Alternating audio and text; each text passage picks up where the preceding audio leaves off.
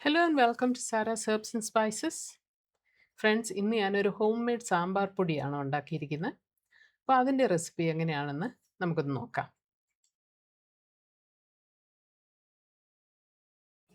ഓരോ വീട്ടിലും ഒരു നല്ല സാമ്പാർ പൊടി രുചിയും മണവും ഉള്ളത് അത്യാവശ്യമായിട്ടുള്ള ഒരു പ്രോഡക്റ്റാണ്.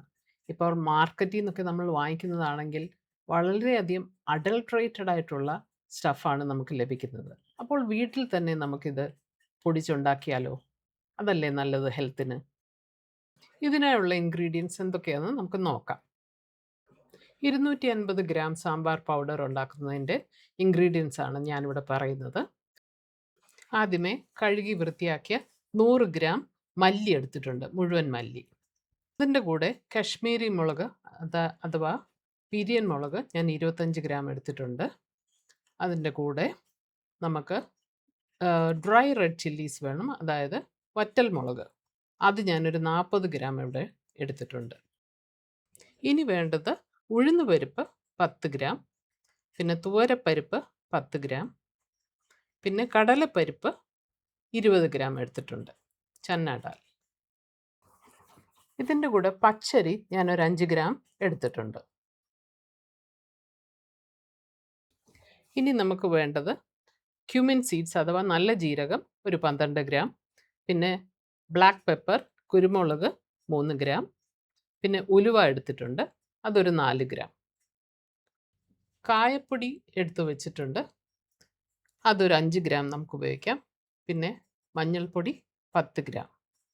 ഇത്ര ഇൻഗ്രീഡിയൻസ് ആണ്. ലാസ്റ്റ് ബട്ട് നോട്ട് ലീസ്റ്റ്, കറിവേപ്പില കൂടി ഞാൻ എടുത്തിട്ടുണ്ട്, അതൊരു ഏകദേശം 8 മുതൽ 10 ഗ്രാം വരെ നമുക്ക് ഉപയോഗിക്കാം.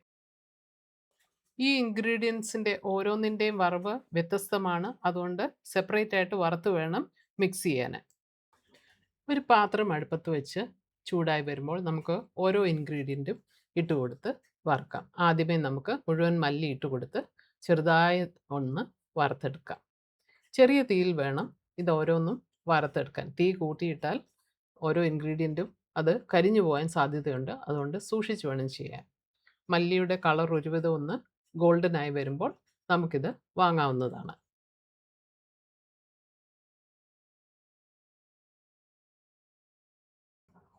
അടുത്തതായി വറ്റൽമുളക് ഇട്ട് കൊടുക്കുന്നുണ്ട്. അതും ചെറുതായി നമുക്ക് ചെറിയ തീയിൽ തന്നെ വറുത്തെടുക്കാം. പാത്രം നല്ലപോലെ ചൂടായിരിക്കുന്നതുകൊണ്ട് ഇതൊക്കെ പെട്ടെന്ന് നമുക്ക് വറുത്തെടുക്കാം, അധികം സമയമൊന്നും വേണ്ട.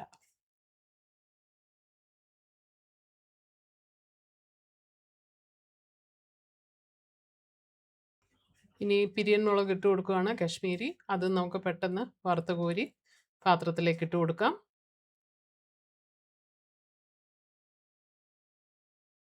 അടുത്തതായി എടുത്തു വെച്ചിരിക്കുന്ന 3 തരം ഡാൽ എല്ലാം കൂടി ഇട്ട് കൊടുത്ത് പെട്ടെന്ന് വറുത്തെടുക്കാം.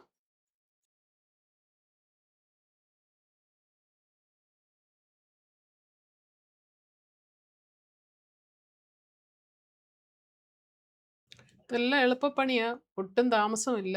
എല്ലാം ഓരോ മിനിറ്റൊക്കെ വറുത്താൽ മതി, പെട്ടെന്ന് റെഡിയായി കിട്ടും, ഒരു താമസവും ഇല്ല. അടുത്തതായി ഉലുവായും ജീരകവും ബ്ലാക്ക് പെപ്പറും അരിയും എല്ലാം കൂടി ഇട്ട് പെട്ടെന്ന് വറുത്തെടുക്കാം.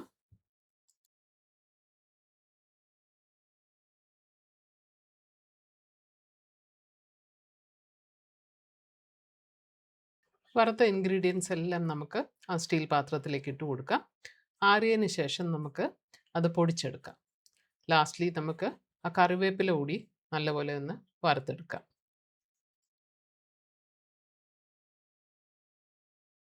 ഈ കൂട്ടൊന്ന് നല്ലപോലെ തണുക്കട്ടെ, അതിന് ശേഷം നമുക്ക് മിക്സിയിൽ ഇത് നല്ലപോലെ പൊടിച്ചെടുക്കാം.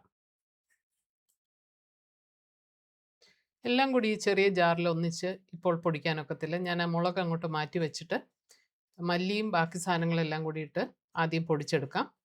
അതിന് ശേഷം നമുക്ക് മുളക് പൊടിക്കാം. ഈ സമയത്ത് മഞ്ഞൾപ്പൊടിയും കായം കൂടി ഇതിൻ്റെ കൂടെ ചേർത്ത് കൊടുത്ത് നമുക്ക് പൊടിച്ചെടുക്കാം. സെക്കൻഡ് ബാച്ചിലേക്ക് പൊടിച്ചെടുക്കാനായിട്ട് മുളക് ഞാൻ അങ്ങോട്ട് മാറ്റി വെക്കുകയാണ്. ഇപ്പോൾ മല്ലിയെല്ലാം പൊടിച്ചു കഴിഞ്ഞിട്ട് നമുക്ക് രണ്ടും കൂടി പിന്നീട് മിക്സ് ചെയ്ത് ചേർക്കാം. ശുദ്ധമായ സാമ്പാർ പൊടി റെഡിയായല്ലോ. ഇപ്പോൾ ഇവിടെ സാമ്പാർ പൊടി റെഡിയായിട്ടുണ്ട്. എല്ലാ ഇൻഗ്രീഡിയൻസും വറുത്ത് ഒന്നിച്ച് അത് മിക്സ് ചെയ്ത് നല്ലപോലെ യോജിപ്പിച്ച് ഞാൻ ഇനിയിപ്പോൾ ഒരു എയർ ടൈറ്റ് കണ്ടെയ്നറിലേക്ക് ഇത് മാറ്റുവാണ്. ഇതെല്ലാം തണുത്തതിന് ശേഷം വേണം എയർ ടൈറ്റ് കണ്ടെയ്നറിലേക്ക് മാറ്റാനായിട്ട്. അപ്പോൾ ഇവിടെ രുചികരമായ സാമ്പാർ പൊടി നിങ്ങൾക്ക് റെഡി ആയിട്ടുണ്ട്. ഈ ഓണത്തിന് പലതവണ നമുക്ക് സാമ്പാറൊക്കെ വെക്കേണ്ടി വരുമല്ലോ, അന്നേരം ഇതൊക്കെ യൂസ് ചെയ്യാം. So friends, thank you for watching Sarah's Herbs and Spices, and thank you for your support all along. God bless you all.